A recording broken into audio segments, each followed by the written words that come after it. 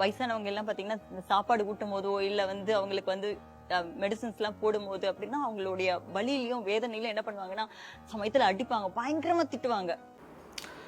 அன்பானவர்களே, எல்லாருமே பார்க்கக்கூடிய ஒரு வீடியோ. தயவு செஞ்சு இந்த வீடியோவை முழுசாக கவனிங்க. ஏன்னா கர்த்தர் ஏதோ ஒரு ரீதியில் நம்மக்கிட்ட பேச விரும்புவார். அதை சமயம் ஸ்கிப் பண்ணிட்டு போகும்போது கர்த்தர் கொடுக்க நினைக்கிற அந்த ஆசீர்வாதம் நம்ம வாழ்க்கையில் இல்லாமல் போவதற்கும் வாய்ப்பு இருக்குது. ஆக்சுவலி நான் வந்து பேஷண்ட் கேர் பார்க்குறேன். ரொம்ப படுக்கை நிலையில இருக்காங்க இல்லையா, படுக்கை நிலையில இருக்கிறவங்கள வயதானவங்களை வந்து நான் பார்த்துக்கிறேன். அவங்க வீட்லயே வச்சு பராமரிக்க முடியாது, ஹாஸ்பிட்டல்ல கூட கைவிடப்பட்ட கேசஸ்லாம் இருக்கும், அவங்களையும் நான் பார்த்துக்கிறேன். இந்த போட்டிருக்க இந்த வீடியோவில் பார்த்துருப்பீங்க. அந்த அம்மா இயேசு கிறிஸ்துவை அறிந்தவர்கள் அல்ல, ரட்சிக்கப்பட்டவங்கள் அல்ல. ஆனால் ஒரு சமூக சேவகி. அவங்க அனாதையாக விடப்பட்ட அல்லது வீட்டிலே கவனிக்க முடியாத வியாதிப்பட்ட வயதானவர்களை கவனித்து கொள்கிற, அவங்கள பராமரிக்கிற ஒரு தன்னார்வ தொண்டு காரியத்தை செஞ்சுட்டு வர்றாங்க.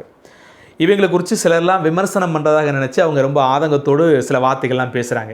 இந்த அம்மாவுக்கு நிறைய பணம் வருது போல், அதனால தான் மற்றவங்களுக்கு உதவி செய்யுது பாருங்கள் எப்படின்னு. அவங்க மற்றவங்களுக்கு உதவி செய்கிறாங்க.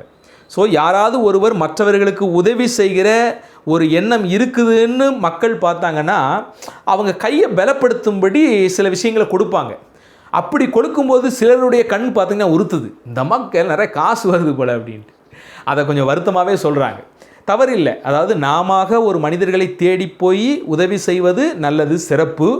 அதே சமயத்தில் உண்மையிலேயே ஒரு பெரிய தொண்டு நிறுவனமாக சேர்த்து ஒரு 100 பேர், ஒரு 500 பேர், ஒரு 1000 பேருக்கு இப்படி வந்து என்ன உதவி செய்யும்போது பல கரங்கள் தாங்கும் போது தான் அதை செய்ய முடியும். நிறைய பேர் கிறிஸ்தவ வட்டாரத்திலே இப்படி பெரிய ஊழிய நிறுவனங்களை வந்து தாக்குற விஷயத்தை பார்க்குறேன். ரொம்ப தப்பு.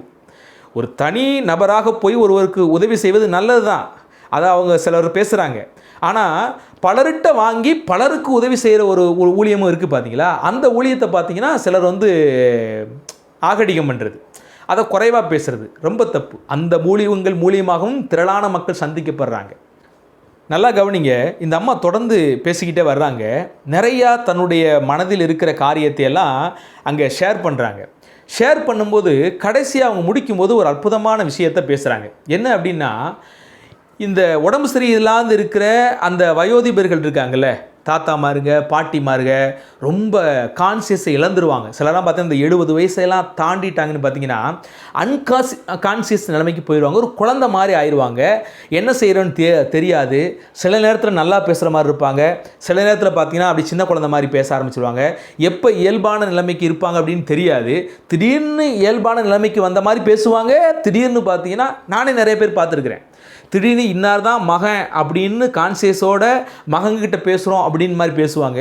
திடீர்னு பார்த்தீங்கன்னா எதிரில் நிற்கிற தன் மகனே யாருன்னு தெரியாமல், யாருப்பா என் மகனை பார்த்தியா அப்படின்லாம் பேசுவாங்க. இப்படி எத்தனையோ பேரை நான் பார்த்துருக்குறேன். ஆனால் இந்த அம்மா சொல்கிறாங்க, அவங்களெல்லாம் என் குழந்தைய போல பார்க்குறேன் அப்படிங்கிறாங்க. நல்லா கவனிங்க. அந்த அத்தனை தாயாரோ அல்லது தகப்பனாரோ இவங்களுக்கு சொந்த பந்தம் கிடையாது, இவங்களுக்கு ஒட்டு உறவு கிடையாது. இவங்க அவங்கள நேசித்து பராமரிக்கிறாங்க. ஆனால் என்ன மனநிலைமையோடு அது செய்கிறாங்கன்னா, அவங்க எல்லாரையும் நான் ஒரு குழந்தையாக பார்க்குறேன். ஏன்னா அவங்க வந்து குழந்தை மாதிரி தான் இருக்கிறாங்க.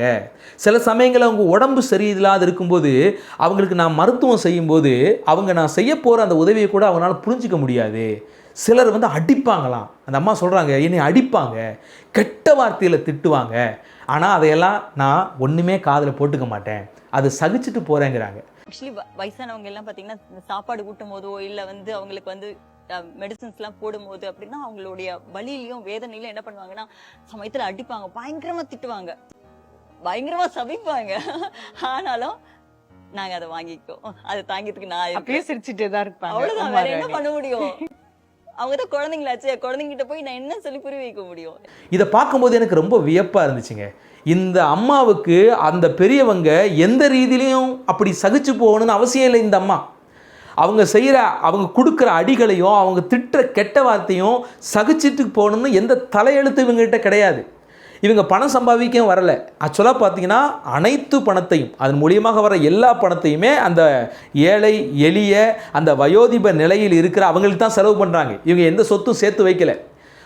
அந்த சேலையை பாருங்களேன், சும்மா ஒரு 200 ரூபாய்க்கு வாங்கி ஒரு சேலையை கட்டிக்கிட்டு சாதாரண ஒரு பெண்மணியாக அவங்க வாழ்கிறாங்க. பல மிஷனரிகள் இப்படி வந்து இறங்கி ஊழியம் செஞ்சுருக்கிறாங்க. ஆனால் இவங்களையும் நம்ம பாராட்டணும். இவங்க முழுமையாக ஒரு கிறிஸ்தவ பெண்மணியாக இல்லாட்டும் கூட இவ்வளவு அன்பு செலுத்தி பார்க்குறாங்க பார்த்தீங்களா. உண்மையாக ஒரு பாராட்டுக்குரிய ஒரு நபர், சகிச்சுக்கிறாங்க. ஆனால் இன்னைக்கு பெத்த ஒரு தாயோ தகப்பனையோ வயோதிபம் முதிர்ந்த சூழ்நிலையிலே தாம் பேசுகிறது என்னதுன்னே தெரியாமல் பேசக்கூடிய ஒரு சூழ்நிலையிலே எத்தனை பிள்ளைங்க நீங்கள் சகிச்சு போகிறீங்க, எத்தனை பிள்ளைங்க இதில் சகிச்சு போகிறீங்க யோசிச்சு பாருங்கள். தன்னுடைய அப்பாவோ தன்னுடைய அம்மாவோ இந்த ஸ்டேஜுக்கு வரும்போது அவங்கள வச்சு பார்க்குறக்கே இன்றைக்கி யாரும் முன் வர்றதில்லை. அவங்க ஏதாவது ஒரு வார்த்தையை பேசிட்டாலோ ஏதாவது ஒரு தண்ணியை கொட்டிட்டாலோ ஏதாவது ஒன்று பண்ணிட்டாலோ அது சகிக்க முடியாமல் பொங்குறோம், கோபப்படுறோம்.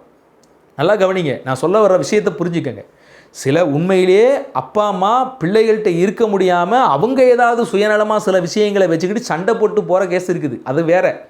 அதை குறித்து இதோட மிங்கிள் பண்ணாதீங்க. சில நேரங்களில் சில பெற்றோர்கள் நல்ல நிலைமையில் இருக்கும்போதும் குடும்பங்களை புரிந்து கொள்ளாமல் பிரிந்து போகிற விஷயமோ சண்டை பிடிக்கிற சில காரியங்களோ ஆகாத வார்த்தைகளை பேசுகிற விஷயங்களோ இருக்கத்தான் செய்கிறது. நான் இங்கே பேசுகிறது கான்சியஸையே இழந்த ஒரு சூழ்நிலையில் இருக்கிற பெற்றோரை பற்றி பேசிக்கிட்டு இருக்கிறேன். அது வேறு விஷயம். அது ரெண்டு தரப்புலையும் யாருக்கிட்ட தப்பு இருக்குது, ஒருவேளை இவங்ககிட்ட நியாயம் இருக்கலாம் அவங்ககிட்ட நியாயம் இருக்கலாம், இது வேறு ஒரு விவாதம். இப்போ நான் பேச வர்றது என்னென்னா, ஒரு 65 வயசு 70 வயசை தாண்டின ஒரு தாய் தகப்பன் அவங்கள வச்சு பார்க்க முடியாது. நீங்கள் என்ன மனுஷன் நான் கேட்குறேன். நல்லா யோசிச்சு பாருங்கள். ஒரு அப்பா அம்மாவுக்கு ஆரம்பத்தில் 10 பிள்ளை 15 பிள்ளை, அந்த 10 பிள்ளைக்கும் சோறு ஊட்டி இருக்கிறாங்க, 10 பிள்ளையும் பாத்ரூம் இருந்த போது கழுவி விடுறாங்க, 10 பிள்ளையும் சேட்டை பண்ணும்போது அவங்கள அரவணைக்கிறாங்க, அவங்கள திருத்துறாங்க அன்போடு கூட, அவங்கள பராமரிக்கிறதுக்கு அவங்க ஒரு நாளும் அவங்க ஒரு மனசில் விசனப்பட்டதே கிடையாது. 10 பிள்ளை 15 பிள்ளை இருந்தாலும் பரவாயில்லைங்க, நோகாமல் அவங்கள மேலே அன்பு செலுத்தி எல்லாருக்கும் எல்லாம் கிடைக்கணும் அப்படின்னு யோசிப்பாங்க ஒரு பெற்றவங்க. ஆனால் ஒரே ஒரு அப்பா அம்மாவை, ஒரே ஒரு அப்பாவையோ ஒரே ஒரு அம்மாவையோ இந்த 15 பிள்ளையால் வச்சு பார்க்க முடியல. இது என்ன சூழ்நிலை? 15 பிள்ளைங்க இருக்கிறாங்க, ஒரே அம்மா ஒரே அப்பா, 15 பேரில் யாரும் நான் வச்சு பார்த்துக்கிறேன் அப்படிங்கிற ஒரு சூழ்நிலையில் முன் வர்றதில்லை. கொண்டு போய் ஏதாவது அனாதை இல்லத்தில் தள்ளி விடலாமா, அல்லது வீட்டில் இருக்கும்போதே அவங்களை திட்டி திட்டி திட்டி தீர்த்து அவங்களுக்கு சரியான ஒரு ஆகாரம் போடாமல் பழசு பட்டையை போட்டுட்டு எத்தனை குடும்பத்தில் இந்த அயோக்கியத்தனத்தை நம்ம பார்க்குறோம்.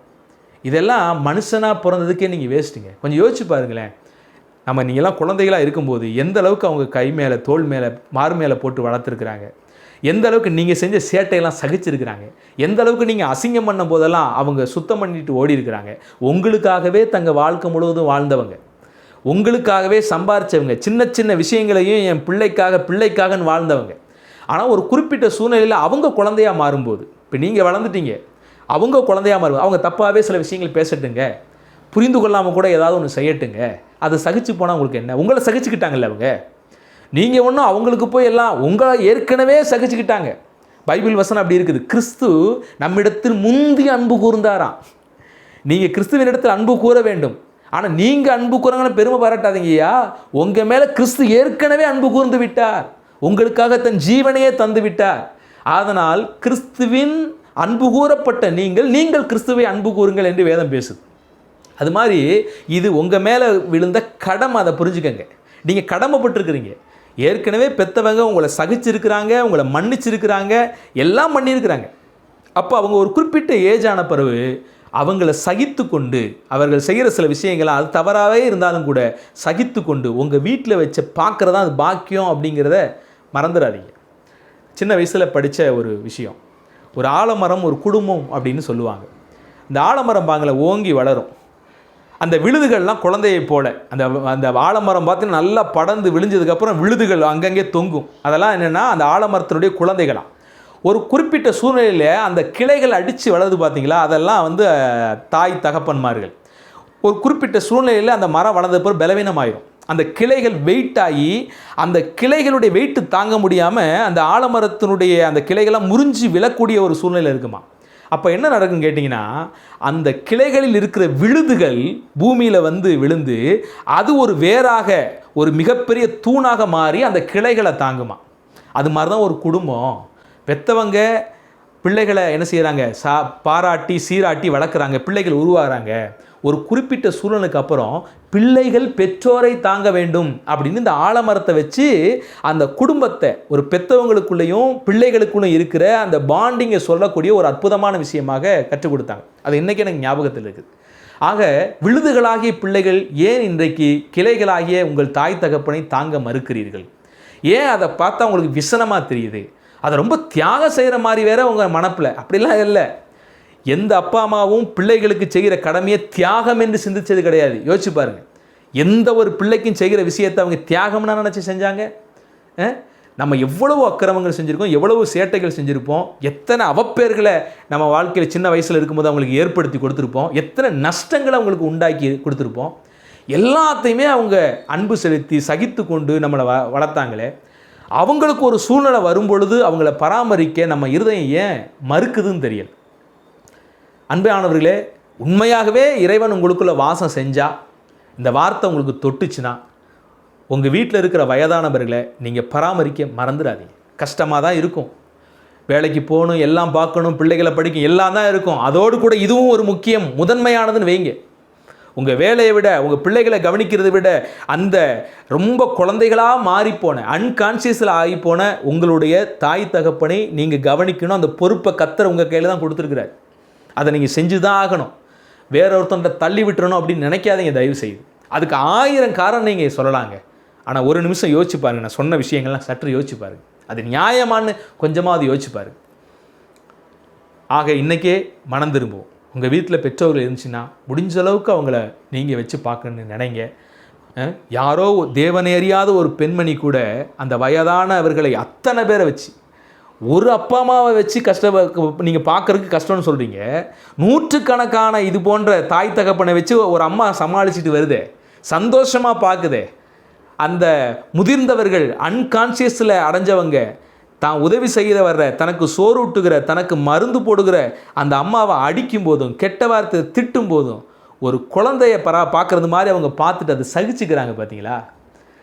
மறுபடியும் அவங்களுக்கு உதவி செய்கிறாங்க பார்த்தீங்களா? அந்த மனம் உங்கள் சொந்த பெற்றாருக்கு ஏன் வரல? சொந்த பெற்றாருக்கு ஏன் வரல? இதெல்லாம் தாண்டி நம்ம என்ன சொல்கிறோம்? நாம் சிலர்லாம் பார்த்தீங்கன்னா, நாங்கள்லாம் கிறிஸ்தவர்கள், கிறிஸ்து அன்பு கூர்ந்தது போல நாங்கள் அன்பு கூறுவோம். ஆண்டவர் சொல்கிறார், சக மனுஷனிடத்தில் நீ நேசிக்கலைன்னா என்கிட்ட நீ அன்பு செலுத்த முடியாதுன்னு சொல்கிறாரு. சக தாய் தகப்பட்டே நம்மளால் நேசிக்க முடியல, என்ன செய்கிறது? ஸோ தயவு செய்து புரிந்து கொள்ளுங்கள். உங்களுக்கு கொடுக்கப்பட்ட உங்கள் தாய் தகப்பனை நேசிங்க. அவங்க வயதான காலத்திலே குழந்தையைப் போல மாறி செய்கிற சில விஷயங்களெல்லாம் சகித்து கொண்டு அவங்கள பராமரிக்க மறக்காதீங்க. ஒரு நாளில் கர்த்தர் கணக்கு கேட்பார். 1000 காரணம் சொல்லி நீங்கள் தப்பிக்க முடியும்னு மட்டும் நினச்சிக்கிறாதீங்க. அநேக பெற்றோர்கள் பிள்ளைகளை அநாத ஆசிரமத்தில் விடுறது அது மிகப்பெரிய தப்பு. சில பெற்றோர்கள் அப்படியும் இருக்கிறார்கள், பிள்ளைகள் மேலே அன்பில்லாதபடி. அதே மாதிரி சில பிள்ளைகளும் பெற்றோர் என்ன செய்கிறதுனா கொண்டு போய் அநாத ஆசிரமத்தை தள்ளிடுறது. இது ரெண்டுமே தவறு தான். கர்த்தர் எல்லாவற்றையும் கணக்கு கேட்கிற தேவனாய் இருக்கிறார் என்பதை மறந்துடாதீங்க. நிச்சயமாக இந்த வீடியோவின் மூலியமாக உங்கள் இருதயம் தொடப்பட்டிருக்கும்னா, இன்றைக்கே உங்களால் ஒதுக்கப்பட்ட உங்கள் தாய் தகப்பனை சேர்த்துக்கிட்டு கண்ணீரோடு கூட அந்த கடைசி காலத்தில் அவங்களுக்கு செய்ய வேண்டிய கடமைகளை அன்போடு கூட செய்யுங்க. ஸோ அந்த இதை புரிந்து கொண்டு நம்ம மனம் திரும்புவோம். உண்மையான மனம் திரும்பி தேவனுக்கு பிரியமானவற்றை செய்வது தான் உண்மையான இறைபக்தி. அதுதான் தேவனுக்கு அஞ்சி வாழ்கிற வாழ்க்கை. புரிந்து கொண்டு அப்படிப்பட்ட வாழ்க்கைக்கு நம்மை அர்ப்பணிப்போம். இறைவன் அந்த வல்லமையையும் கிருபையையும் உங்களுக்கு தருவாராக. God bless you.